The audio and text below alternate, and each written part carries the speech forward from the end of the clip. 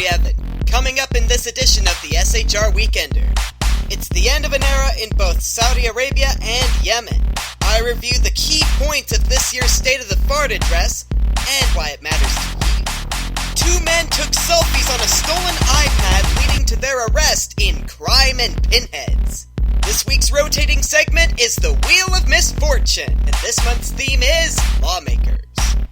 And this week's tip of the week is all about extreme couponing. So guys and gals, go ahead and put your feet up. The SHR Weekend starts now. Making sense of the week's news and the most of your weekend from Southern California, this is the SHR Weekender with Corey Evan. Happy weekend to you, ladies and gentlemen. I'm Corey Evan. This is the SHR Weekender. We thank you very much for tuning in for the second time. Seriously, I owe you guys for tuning in a second time. It means a lot to me. But before I get sentimental about the whole thing, we better smash right into it. Our top story comes to us from CNN. The late Saudi monarch King Abdullah bin Abdulaziz Al Saud, try saying that 5 times fast, assumed the throne in 2005, but had effectively been running the kingdom since his half-brother King Fahd's stroke a decade earlier. His 2 decades at the helm of one of the West's key strategic allies in the Muslim world left an indelible, if ambiguous, legacy. CNN points out 5 of the most notable characteristics of his reign. Hopes were high that Abdullah's reputation as a modernizing reformer would translate into gains for women in the ultra-conservative kingdom. That's key number 1. But in the face of deep-seated cultural opposition to change, aka Sharia law, the progress was less than expected, according to CNN's senior international correspondent Nick Robertson. The second one, supposedly, cracking down on Al-Qaeda. The 9/11 attacks on Saudi Arabia's key ally, in which 15 of the 19 attackers were Saudi, were an inflection point for the kingdom. Abdullah lobbied for the removal of U.S. troops who had been stationed in the country since 1990, a prime grievance for the September 11th attackers, then set about bolstering its military with $150 billion to spend. Of course, now Saudi Arabia faces a threat from ISIS on its border. Earlier this month, ISIS allegedly attacked a Saudi border patrol near Arar. The kingdom is building a massive fence along its border with Iraq in order to keep the militants out, this according to Robertson. The third one, they point out, one of Abdullah's greatest legacies has been his focus on modernizing the Saudi education system. Following a failed attempt in '79 by extremist insurgents to capture Mecca's Grand Mosque and topple the Saudi leadership, the kingdom responded by becoming even more conservative, said Robertson. This renewed Puritanism was reflected in the education system for 2 decades, until Abdullah began an ambitious program of modernization despite opposition from religious conservatives. Fourth, while Abdullah's legacy as a social reformer is up for debate, his achievements at economic reform are more clear-cut, at least they say. Besides his educational reform, the late king's other lasting achievement was in joining the World Trade Organization in 2005, integrating his country into the global economy. And fifth and finally, Saudi also lifted its international profile under Abdullah's rule, with the late king taking a strong role in regional and world affairs. Obama, in expressing his condolences, praised the monarch for his bold steps in advancing Middle East peace initiatives and for greater outreach to the international community. That said, if you ask me at least, any hope of there being any major change for freedom in Saudi with a new king is minimal at best. Next up from the New York Times, a full day after the president of Yemen and his entire government abruptly resigned, calm prevailed on the streets of the capital, even while it remained unclear who was in charge of this country of 26 million people. The Houthi militiamen who drove President Abdu Rabbu Mansour Hadi to step down continued on Friday to surround the presidential palace and other key points and appeared to consolidate control, patrolling the streets in pickup trucks. By the end of the day, with no one challenging their authority, because everyone's afraid to, they parked their vehicles on street sides and rested casually with their Kalashnikovs hanging loosely off their shoulders. The militia leaders didn't immediately make any official claim that they were moving to fill the power vacuum left by the president's resignation, although local news agencies reported that they were trying to form a presidential committee to govern the country. Mr. Hadi, along with his prime minister and cabinet members, stepped down suddenly on Thursday, saying they didn't want to be a party to what Mr. Hadi's supporters had called essentially a coup and Mr. Hadi was kept under what amounted to house arrest. In Sanaa, the capital, residents seemed to adopt a resigned, wait-and-see attitude, which unfortunately we here at SHR Media are going to have to adopt as well as we wait for developments in this developing story, and as soon as we get them, we will post them up on our Facebook page, facebook.com/SHR Weekender, and our Twitter feed, @SHR News Desk.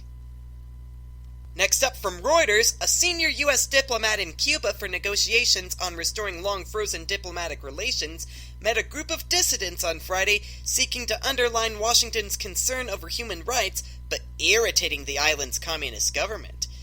U.S. Assistant Secretary of State Roberta Jacobson, the highest-ranking U.S. government official to visit the island in nearly 40 years, held a breakfast meeting with the dissidents a day after talks with Cuban government officials. The State Department said it was an opportunity for Jacobson to exchange views and hear their perspectives. But Havana has stressed that efforts to normalize ties should not be accompanied by what it sees as meddling in its international affairs. Cuban officials expressed concern beforehand over the planned meeting, a U.S. official told Reuters. The head of the Cuban delegation to the talks, Josefina Vidal, was dismissive at the meeting later. The Cuban government rarely comments on dissidents, and when it does, it often charges them with being unrepresentative of the population and puppets of the United States. But the issue of political freedoms was bound to be a point of friction. Cuban President Raul Castro has said that restoring ties with its old Cold War foe doesn't mean Cuba intends to give up its socialist principles. We could have told you that. In a statement on Thursday on the talks, the Cuban government said relations between the countries should be based on mutual respect and non-interference in international affairs. Nonetheless, Jacobson told reporters after her meeting with the dissidents that human rights and free speech were a priority for the United States.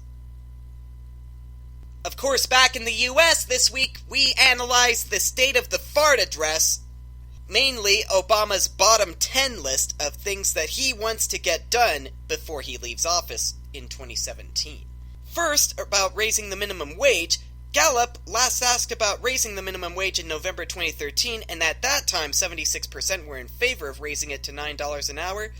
But despite this broad support, just 26% of Americans in 2014 said the minimum wage issue was extremely important. Secondly, he wanted to strengthen unions, which, as you know, over on the Evan Miller Report, me and Jason, we are not fans of unions. Having been part of unions in the past, we know they don't do crap these days.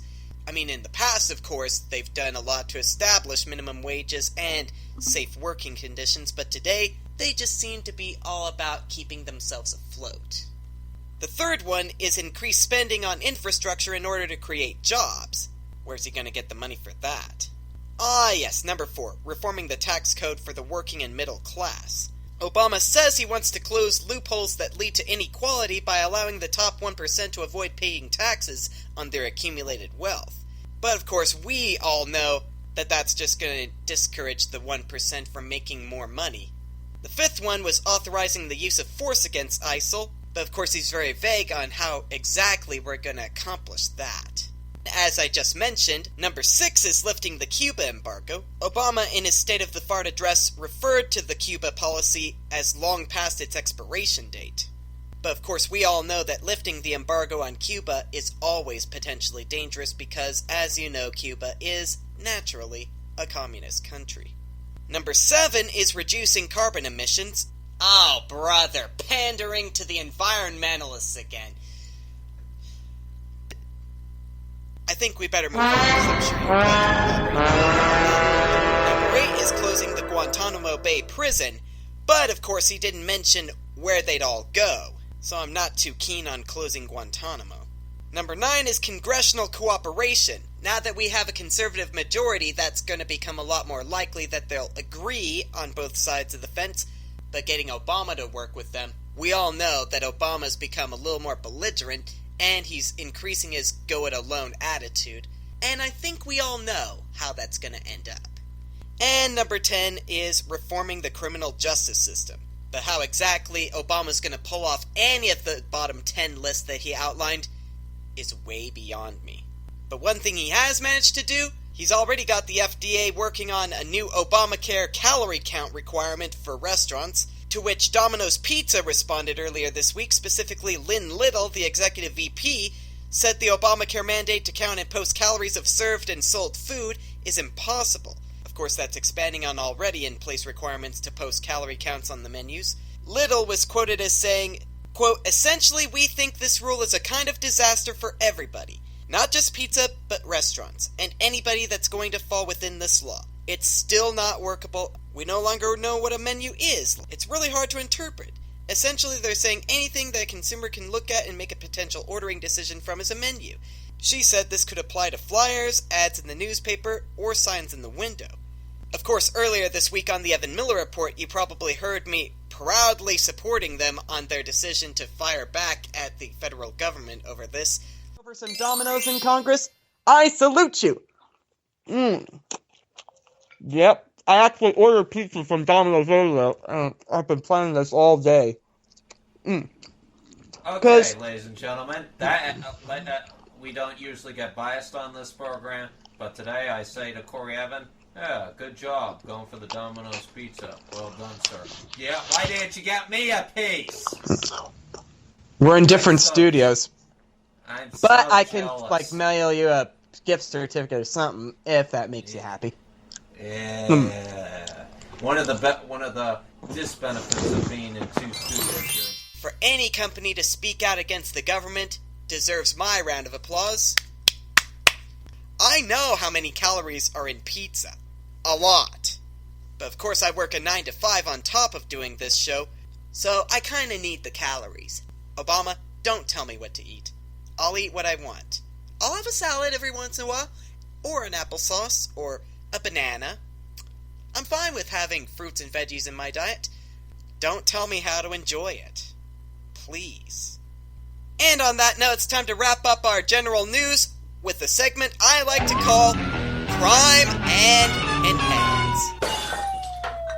As you know, this is where I do a rap on the dumbest criminals from around the world, starting with one from the Washington Post. Beware of the cloud, potential criminals, for it can lead to your demise. Authorities say 2 men earlier this month stole an iPad and about $5,000 in cash from a car in Houston, and then headed to Burger King, where they took a bunch of selfies and filmed themselves with the stolen goods. "Hello, America," one of the men states on camera. "This, my good people, is what we get from a good night's hustle." He is then shown holding up a wad of cash. Harris County Precinct 1 Constable Alan Rosen told the Washington Post, quote, "What they didn't know, and they weren't technologically astute to know, is that, of course, goes to iCloud when you do that."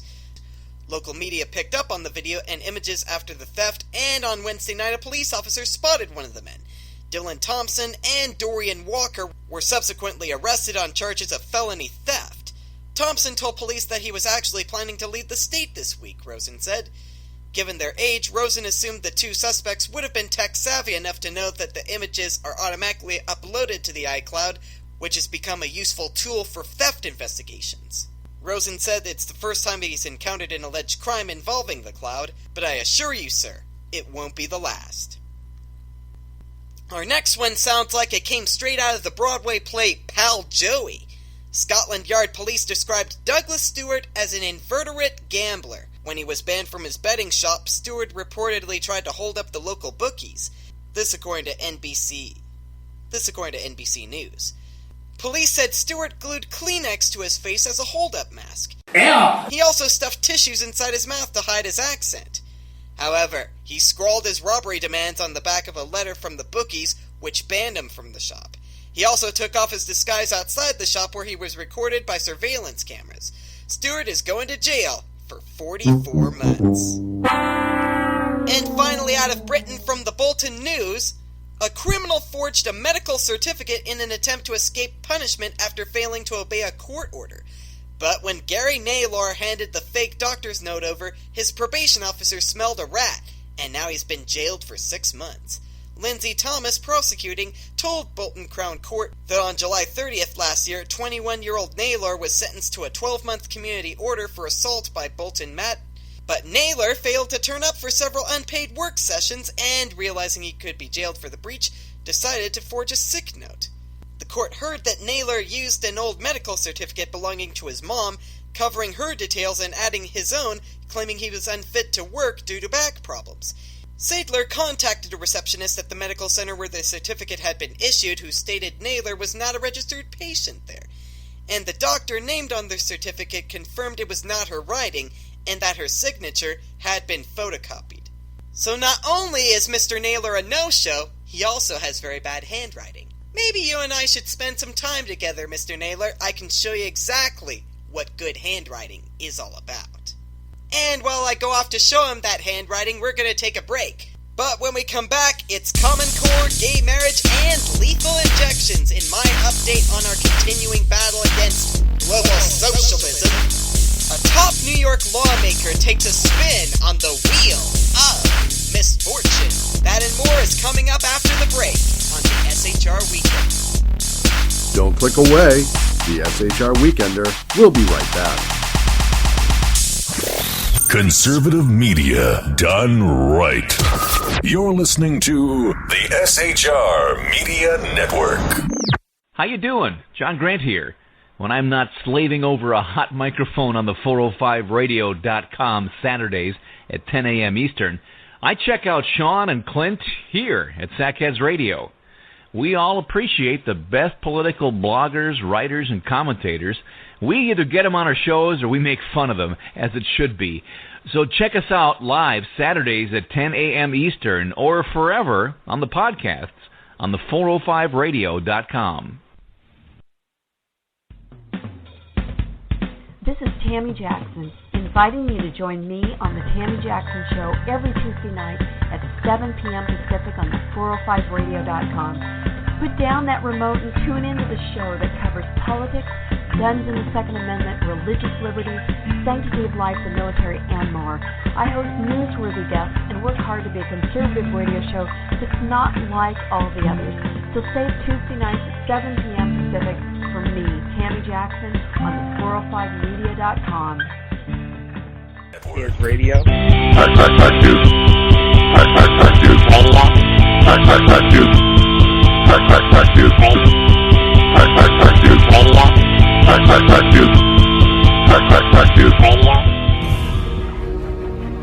You're listening to the SHR Weekender on shrmedia.com. Once again, here's Corey Evan. And welcome back to the SHR Weekender. I'm Corey Evan, and now it's time to go into the latest in our continuing battle against global socialism. First up from the Tennessean, Senate Education Committee Chairwoman Dolores Gresham says she is committed to repealing Common Core in Tennessee a day after reports came out that she had changed her mind on moving away from the controversial education standards. Gresham has been one of the more outspoken senators in pushing against Common Core. Earlier this year, she introduced Senate Bill 4, which calls for the creation of Tennessee-specific standards. Let's just hope they don't end up writing standards that are anywhere near similar to common crap. Next up from the Huffington Post, a federal judge ruled Friday that Alabama's ban on same-sex marriage is unconstitutional. The judge, U.S. District Judge Cowley v. Grenade, ruled that Alabama's constitutional amendment banning gay marriage, known as the Sanctity of Marriage Amendment, violates the 14th Amendment's due process and equal protection clauses. The suit was brought against the state by two women, Carrie Searcy and Kimberly McNeend, who traveled out of state to get married in order to become the legal parents of their son. As a Mormon, I must say, it's hard to be engaged to be married anymore. And finally, from Reuters, the Supreme Court on Friday agreed to review Oklahoma's method of execution by lethal injection, taking up a case brought by 3 death row inmates who accused the state of violating the U.S. Constitution's ban on cruel and unusual punishment.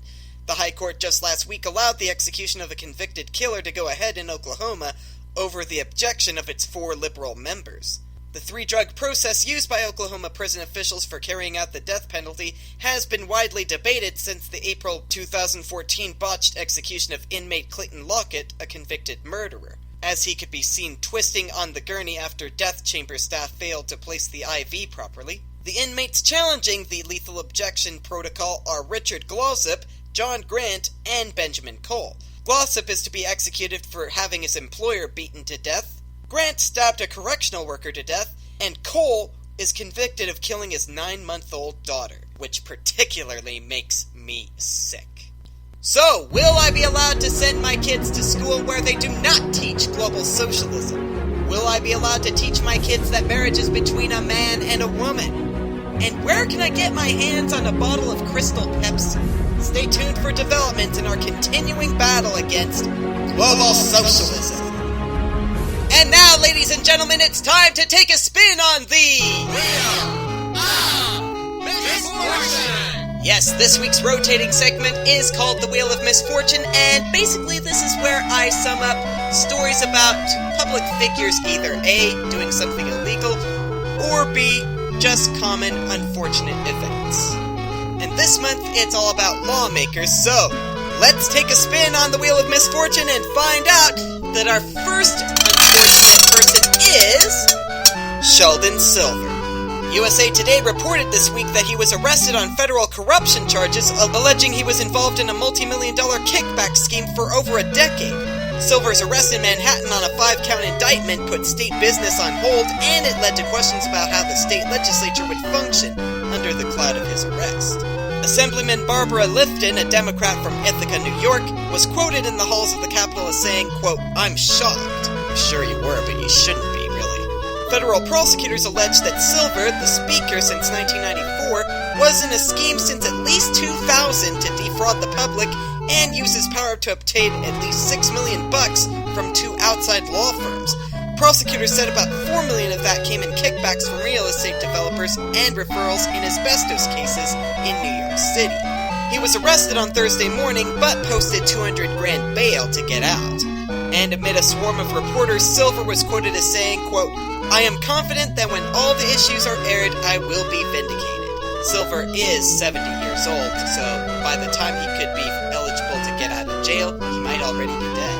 Right, let's go for another spin of the wheel, and this time it lands on Virginia Governor Terry McAuliffe. He vacationed with his family in Tanzania during the holidays, according to his spokesman, Brian Coy. He was hospitalized Monday as a result of a riding accident over the holidays. The governor has been working since his return from Africa, but Coy said doctors identified increased fluid around his lungs that required treatment. He was hospitalized at Virginia Commonwealth University Medical Center, Richmond, and was just released yesterday. The McAuliffe family went to Africa to visit the governor's daughter, who works for a non-profit, when a horse threw McAuliffe during a ride around Christmas Day. Coy didn't know what spooked the horse, although I'm sure my fiancée Jennifer can enlighten you on that one. And I think one more spin is in order here, ladies and gentlemen, and this one is going to land on, oh dear, it's Harry Reid. He says he's still on track to run for re-election next year despite the grievous injuries he suffered while exercising, according to Politico. In his first interactions with the Washington Press since the breaking of his ribs and facial bones on January 1st, the minority leader offered new details Thursday about the pain he suffered, disputed skeptics who doubted that his injury occurred during a workout, and refused to rule out legal action against the manufacturer of the exercise bands that failed. He said he hopes to be back at work within a week after his surgery on Monday at George Washington University Hospital. He appeared with a large bandage over his right eye and a bruise on his face, so obviously the snapped exercise band probably had something wrong with it if he didn't tamper with it. Always read the manufacturer's instructions, Mr. Reid, because that way you'll have less chance of it snapping on you. And down in San Diego, a very happy Jason Miller is listening to this and thinking, yes! And on that note, we thank you for taking a spin with us on the Wheel of Misfortune. After the break, Lonnie Love is in our Game Show News Minute, along with Meghan Trainor, Nick Jonas, Ellie Goulding, and Lionel Richie, apparently. You'll understand what I mean by those guys. Plus my tip of the week that could save you money on dining out. You're listening to the SHR Weekender, ladies and gentlemen. We'll be right back.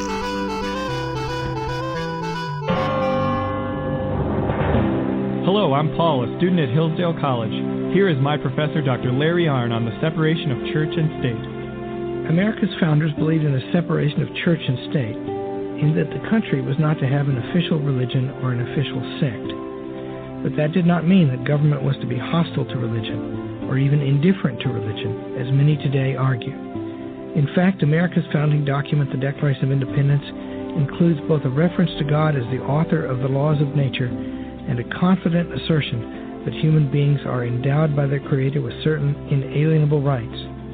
Far from being hostile or indifferent to religion, America's founders understood the theology of the Declaration to be an essential part of the education of citizens. This Constitution Minute was brought to you by Hillsdale College. To join the national conversation on the Constitution, go to constitutionminute.org.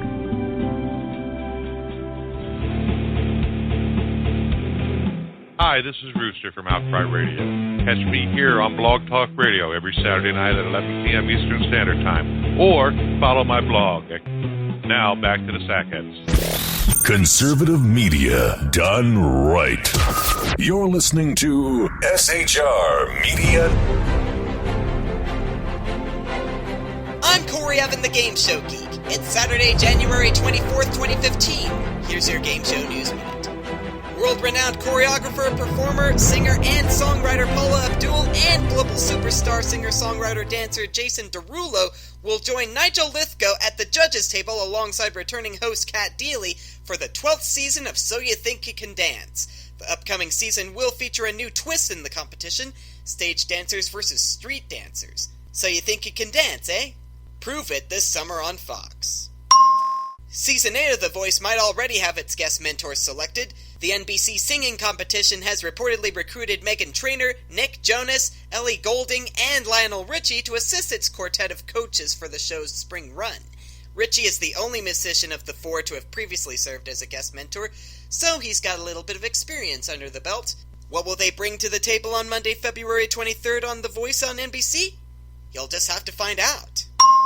And Warner Brothers is shopping a remake of Love Connection that would be hosted by The Real's Lonnie Love, said several sources at NATPE this week. The show is a possible replacement for Let's Ask America, a game show that airs on several Scripps-owned stations.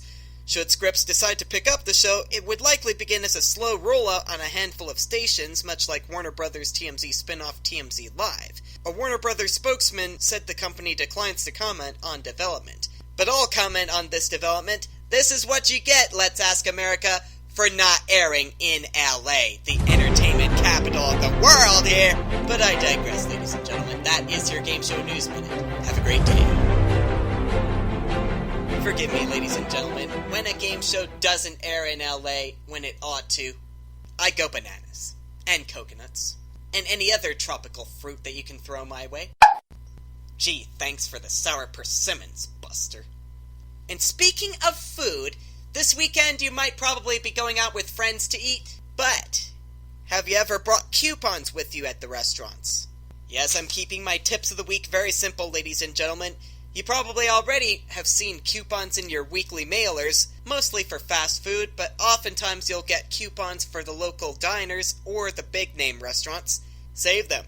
Put them in your wallet. Bring them with you to the restaurants, because they all offer discounts on the foods you want to eat. Even if you're just going out for fast food, those chili cheese fries you get for $2.79, if you bring in the coupon, you could get them for $1. Imagine what you could do with the other $2. And don't be embarrassed to use coupons in front of your friends, ladies and gentlemen. As you know, these days, money's getting tighter and tighter, so you have to be brave with your couponing. Go extreme. Bring a coupon for every item, for heaven's sake. I'm telling you, it's a good idea, and your friends will understand in time.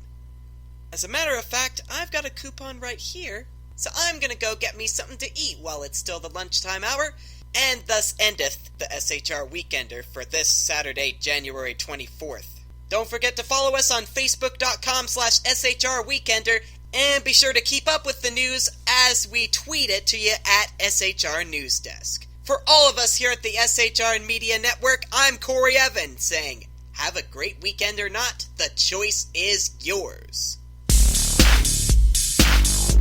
Corey will be back next weekend on the SHR Weekender. For more information on today's program, go to shrmedia.com. Thank you for listening.